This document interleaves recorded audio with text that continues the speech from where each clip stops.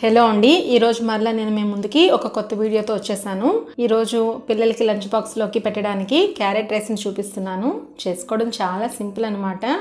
పిల్లలైతే ఇంకా lunch box మొత్తాన్ని ఖాళీ చేసేస్తారు, అంత బాగుంటుంది. మీలో చాలామంది నా వీడియోస్ చూస్తున్నారు కానీ నా ఛానల్ని సబ్స్క్రైబ్ చేసుకోవట్లేదు. మీకు కనుక ఈ వీడియో నచ్చినట్లయితే ఒక లైక్ చేయండి, అలాగే నా ఛానల్ని సబ్స్క్రైబ్ చేసుకోండి. ఇక తయారీ విధానం చూద్దాము. స్టవ్ మీద కడాయి పెట్టుకొని అందులోకి 2 టేబుల్ స్పూన్ వరకు ఆయిల్ని యాడ్ చేసుకోవాలి. ఆయిల్ కాగిన తర్వాత ఇందులోకి 2 టేబుల్ స్పూన్లు పల్లీలను యాడ్ చేసుకొని చక్కగా వేయించుకోవాలి.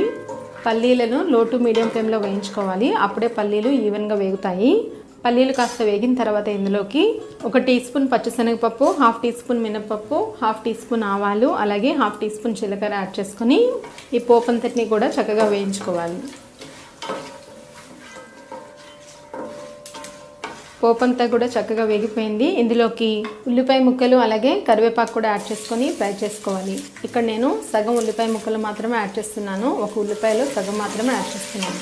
నేను చేస్తున్న ఈ రైస్ క్వాంటిటీకి ఈ మాత్రం ఉల్లిపాయ ముక్కలు అయితే సరిపోతాయి.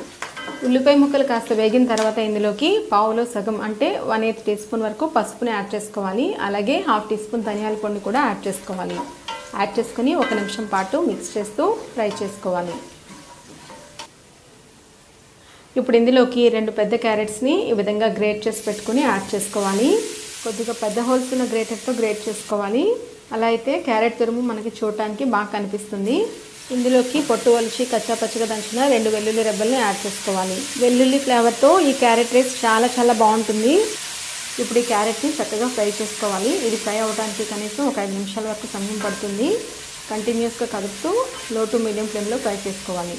ఈ క్యారెట్ తురుము సగం వేగిన తర్వాత ఇందులోకి రుచికి సరిపడా సాల్ట్ అలాగే 1 టీ స్పూన్ వరకు కారాన్ని యాడ్ చేసుకోవాలి. యాడ్ చేసుకొని మొత్తం అంతా కూడా బాగా మిక్స్ చేసుకొని మరొక 2 నిమిషాల పాటు ఫ్రై చేసుకోవాలి.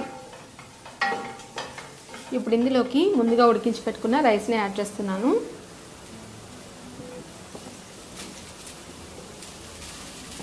రైస్ని యాడ్ చేసిన తర్వాత మొత్తం అంతా కూడా బాగా కలుపుకోవాలి. ఈ విధంగా 2 గరిటెల సహాయంతో ఈ రైస్ని బాగా మిక్స్ చేసుకోవాలి.